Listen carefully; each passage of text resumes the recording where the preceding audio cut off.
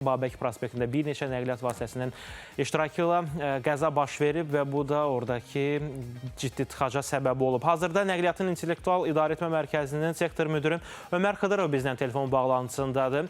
Ömər bəy, sabahınız xeyir olsun. Bizi eşidirsinizsə istərdik ki, baş verən yol nəqliyyat hadisəsi ilə bağlı tamaşaçılara və bizə geniş məlumat təqdim edəsiniz. Salam, sabahınız xeyirli olsun. Bəli, eşidirəm.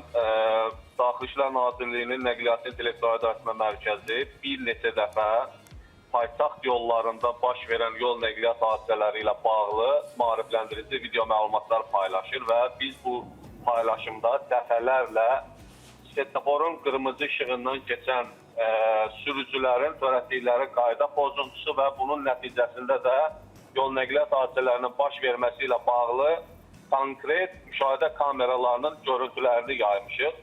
Bugün səhər saatlarında Babək prospektində daha dəqiqi buradan deməli NZS, daha doğrusu Keşrə qəsəbəsi istiqamətində dönən yol var.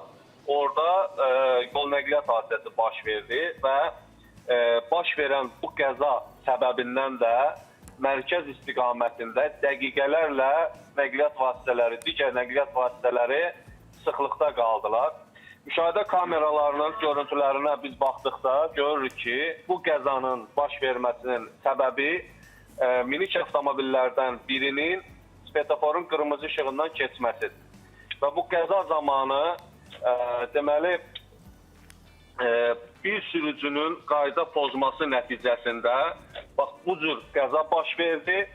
Bu qəza zamanı da nəticə etibarilə götürsək, bildiyimiz qədəri ilə də xəsarət alan var, həm də yolda ciddi bir sıxlıq yarandı. Ona görə də elə fürsətdən istifadə edib bir daha Daxili İşlər Nazirliyi Nəqliyyat İntellektual İdarəetmə Mərkəzi olaraq sürücülərimizə səslənirik, bildiririk ki, svetoforun qırmızı işığından keçmək olduqca təhlükəlidir.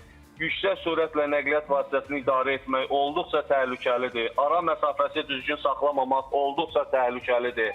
Düzgün manevr etmə qaydaları etməmək olduqca təhlükəlidir və deməli bütün bu qayda pozuntuların nəticəsi də axır əvvəl gətirir yol nəqliyyat hadisələrinin baş verməsinə səbəb olur və elə bugün səhər saatlarında baş verən bu qəza da bir daha göstərdi ki, qaydalara mütləq və mütləq şəkildə əməl etmək lazımdır. Ömər bəy, siz hazırda müşahidə kameraları vasitəsilə oranı görə bilirsiniz yoxsa yox, məlumatsam, amma yəqin ki, əməkdaşlarınızdan bu məlumatı da ötürənlər olur. Hazırda sıxlığın aradan qaldırılması istiqamətində, yəni avtomobillərin ərazidən uzaqlaşdırılması prosesi həyata keçirilib, yoxsa hələ də ərazidə qalmaqdadır?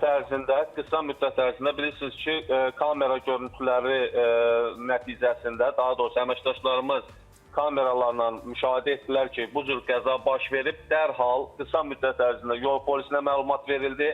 Polis əməkdaşları hadisə yerinə gəldilər və həmin qəzada iştirak edən nəqliyyat vasitələrinin qəza yerindən götürülməsi prosesi həyata keçirildi.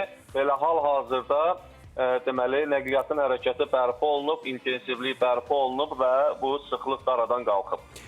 Təşəkkür edirik sizə. Çox sağ olun. Bir daha vurğulayaq ki, Nəqliyyatın İntellektual İdarəetmə Mərkəzinin sektor müdürü Ömər Xıdırov bizlə telefon bağlantısında idi. Səbəbi isə Babək prospektində bir neçə dəqiqə bundan öncə baş verən bir neçə avtomobilin iştirakı ilə yol nəqliyyat hadisəsi idi. Səbəbi isə sürücülərdən birinin işıqforun qırmızı işığında yolu keçməsi olub. Yəqin ki, bunu ondan irəli gəlib ki, harasa tələsirmiş və görürsünüz, bir neçə saniyəlik səbirsizlik bir neçə nəqliyyat vasitəsinin qəzasına səbəb olub. Ona görə də yollarda da ehtiyatlı olmaq lazımdır və verilən son məlumata əsasən hazırda həmin ərazidən qəzanın səbəbkarı olan avtomobillər uzaqlaşdırılıb.